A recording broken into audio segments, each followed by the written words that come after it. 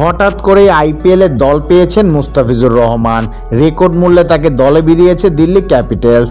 তবে তার আইপিএল খেলা নিয়ে ছিল অনিশ্চয়তা। এরই মাঝে মুস্তাফিজ জানালেন সংযুক্ত আরব আমিরাতে যাচ্ছেন তিনি।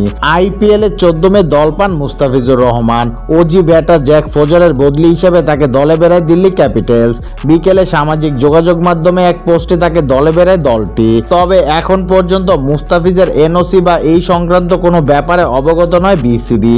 দিল্লি ক্যাপিটালস ও মুস্তাফিজকে চেয়ে বিসিবির সাথে কোনো প্রকার যোগাযোগ করেননি। তাই তার আইপিএল খেলা নিয়ে রয়েছে শঙ্কা। সংযুক্ত আরব আমিরাতের বিপক্ষে 2 ম্যাচের টি-20 সিরিজ খেলতে দেশ ছেড়েছে টাইগাররা। আগামী 17 মে এবং 19 মে মাঠে গড়াবে এই সিরিজ।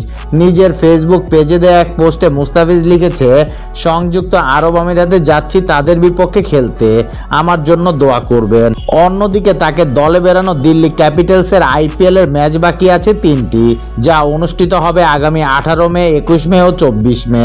আরব আমিরাতে খেলতে যাওয়ায় বাকি থাকা 3 ম্যাচের প্রথম ম্যাচে মুস্তাফিজের খেলার সম্ভাবনা নেই। বাকি 2 ম্যাচে তাকে পাওয়া যাবে কিনা তা নিয়ে অবশ্য এখনও কিছুই জানা যায়নি। স্থগিত হওয়া আইপিএল এর বাকি অংশ মাঠে গড়াবে আগামী 17 মে থেকে। 6 ভেন্যুতে বাকি 16 ম্যাচ অনুষ্ঠিত হবে। ফাইনাল মাঠে গড়াবে 3 জুন।